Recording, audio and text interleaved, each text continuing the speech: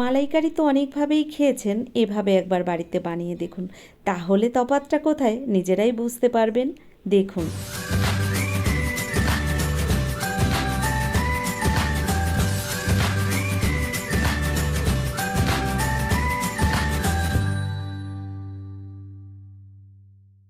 চিংড়ি মাছের মালাইকারি তৈরি করার জন্য প্রথমেই দেখুন এখানে আমি 400 গ্রাম চিংড়ি মাছ নিয়েছি। আর এটা কিন্তু গলদা চিংড়ি না। দেখুন মাছগুলো কতটা বড় বড় সাইজের। আমি এখানে 400 গ্রাম মাছে আপনাদের দেখাচ্ছি, দেখুন 10 থেকে 12 পিস চিংড়ি মাছ রয়েছে। তাহলে আপনারা বুঝতে পারছেন কতটা বড় বড় সাইজের মাছগুলো। আমি মাছগুলোকে দেখুন ভালো করে কেটে বেছে পরিষ্কার করে নিয়েছি। রান্নাটা এবার শুরু করব, তবে তার আগে আমি মশলাটা রেডি করে নেব। তো দেখুন আমি মশলাটা রেডি করে নিচ্ছি। প্রথম একটা মিক্সির জার নিলাম, তার মধ্যে দেখুন এখানে কয়েক টুকরো নারকেল নিয়েছি। আর আমি নারকেলটা কিন্তু একদম অল্প পরিমাণেই ব্যবহার করছি। একটা টমেটো থেকে অর্ধেকটা টমেটো নিয়েছি। আর নিয়েছি 4টে কাজু, 2 চামচ চারমগজ।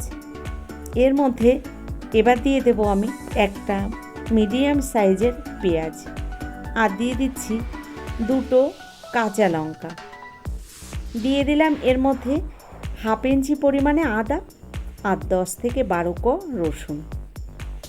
অল্প পরিমাণে একটু জল দিয়ে আমি একটা পেস্ট বানিয়ে নিচ্ছি। দেখুন এখানে আমি মশলাটাকে বেটে নিয়েছি। একটা ছাঁকনি নিয়ে প্রথমেই দেখুন যে বেটে নেওয়া মশলাটা আমি ছেঁকে নিচ্ছি। তো এখানে অল্প পরিমাণে একটু জল দিয়ে মিক্সির বাটিটা আমি ধুয়ে মশলাটাকে ছেঁকে নিচ্ছি। দেখুন, তো একটা চামচের সাহায্যে আমি এরকম চেপে চেপে মশলাটা থেকে এই রসটা বের করে নিচ্ছি। নমস্কার বন্ধুরা, আশা করছি হয়তো সকলেই ভালো আছেন। টিয়ার রান্নাঘর থেকে আমি তন্দ্রা আজ নিয়ে এলাম চিংড়ি মাছের মালাইকারির একটা রেসিপি। তবে মালাইকারিটা আমি কিন্তু একদম অন্যরকমভাবেই রান্না করব। আপনারা বহুভাবে চিংড়ি মাছের মালাইকারি খেয়েছেন, তবে আমি আজকে একদম অন্যরকমভাবেই মালাইকারিটা তৈরি করে দেখাবো। দেখুন কিভাবে রান্নাটা করি, সঙ্গে থাকুন, দেখতে থাকুন, আশা করছি আপনাদের ভালো লাগবে। দেখুন এখানে আমি মশলাটা ছেঁকে নিয়েছি। এবার রান্নাটা শুরু করছি। গ্যাসের ওপরে একটা কড়াই গরম বসিয়ে দিয়েছি। কড়াইয়ের মধ্যে দিয়ে দিলাম আমি 50 গ্রাম পরিমাণে সর্ষের তেল। তেলটাকে বেশ ভালো করে আমি গরম করে নিয়েছি। তেলটা গরম হয়ে যাওয়ার পরে এর মধ্যে দিয়ে দিলাম একদম অল্প পরিমাণে একটু হলুদ গুঁড়ো, আর দিয়ে দিলাম তার সঙ্গে একটু লবণ। লবণ আর হলুদ গুঁড়োটাকে বেশ ভালো করে তেলের সঙ্গে মিশিয়ে দিলাম। এবার আমি এই তেলের মধ্যে আস্তে আস্তে মাছগুলোকে ভেজে নেব। তো দেখুন আমি এখানে একবারে সব মাছ দিলাম না, অল্প অল্প চিংড়ি মাছ তেলের মধ্যে দিয়ে হালকা করে একটু ভেজে নেব। আমি চিংড়ি মাছ কখনো বেশি ভাজি না, কারণ তাহলে চিংড়ি মাছটা শক্ত হয়ে যায়। এরকম হালকা করে আমি একটু এপিট ওপিট নেড়ে চিংড়ি মাছটাকে নামিয়ে নেব। তো দেখুন চিংড়ি মাছটাকে আমি এভাবেই ভেজে নিচ্ছি। তো প্রথম যে মাছগুলো আমি তেলের মধ্যে দিয়েছিলাম, মাছগুলো ভাজা হয়ে গেছে। আমি প্রথম ব্যাচের মাছগুলোকে নামিয়ে নিচ্ছি। প্রথম ব্যাচের মাছগুলোকে ভেজে নামিয়ে নেওয়ার পরে আমি ওই তেলের মধ্যে বাকি মাছগুলোকেও ভেজে নেব। তবে একদম হালকা করেই আমি বললাম মাছগুলো ভেজে নিচ্ছি। তো বাকি মাছগুলোও আমি দেখুন তেলের মধ্যে এক এক করে দিয়ে দিলাম। একইভাবে বাকি মাছগুলো ভেজে আমি নামিয়ে নেব, তারপর রান্নাটা শুরু করব। দেখুন এই মাছগুলো ভাজা হয়ে গেছে। এবার বাকি এই মাছগুলোও আমি নামিয়ে নিলাম। আর কড়াইতে যে তেল রয়েছে এই তেলের মধ্যে আমি রান্নাটা করছি। দেখুন দিয়ে দিলাম কিছুটা গোটা গরম মশলা আর হাফ চামচ পরিমাণে গোটা জিরে। এবার ছেঁকে নেওয়া মশলাটা দিয়ে দিলাম এই ফোড়নের মধ্যে। ভালো করে একটু নেড়ে চেড়ে আমি কিছুক্ষণ মশলাটাকে কষিয়ে নেব। তবে তার আগে দেখুন দিয়ে দিচ্ছি এর মধ্যে স্বাদ মতো লবণ আর পরিমাণ মতো হালকা করে একটু হলুদ গুঁড়ো দিয়ে দিলাম। আপনারা চাইলে হলুদ গুঁড়ো নাও দিতে পারেন। চিংড়ি মাছের মালাইকারিতে সাধারণত হলুদ অনেকেই ব্যবহার করে না, তবে আমি অল্প পরিমাণে একটু হলুদ গুঁড়ো দিয়েছি। হাফ চামচ জিরের গুঁড়ো, হাফ চামচ ধনিয়া গুঁড়ো, তার সঙ্গে দিয়ে দিলাম হাফ চামচ লঙ্কার গুঁড়ো, হাফ চামচ চিনি। ভালো করে মশলাটাকে এবার কিছুক্ষণ টাইম ধরে হালকা আঁচে আমি কষিয়ে নেব।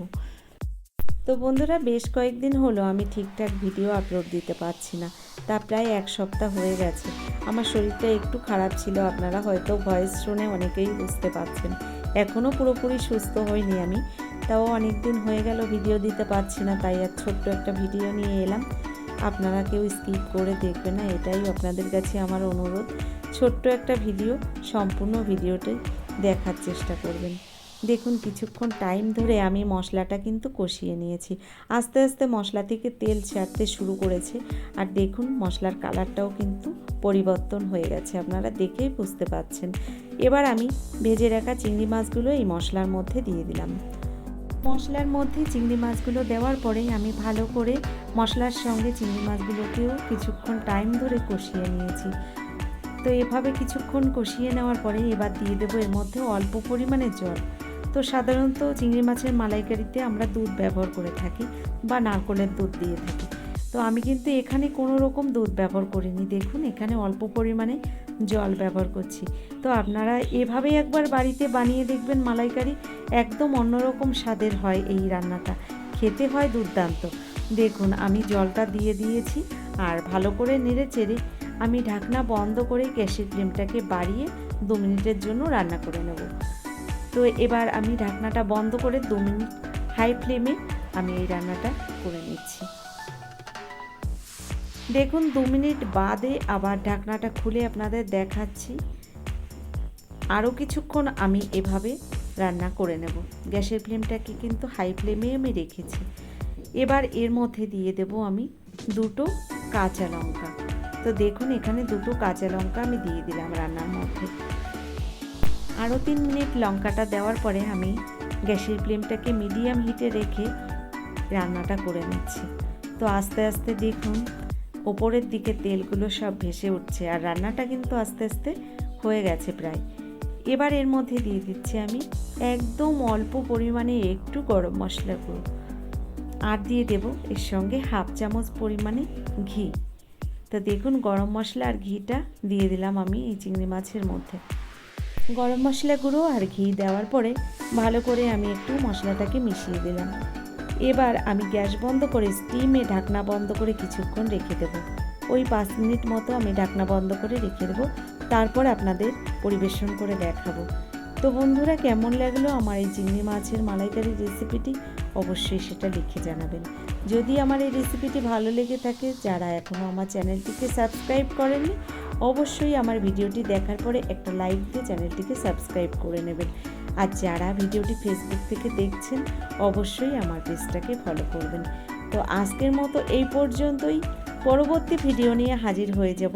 ততক্ষণের জন্য আপনারা সকলে ভালো থাকবেন, সুস্থ থাকবেন, টিআর রান্নাঘরের সঙ্গে থাকবেন।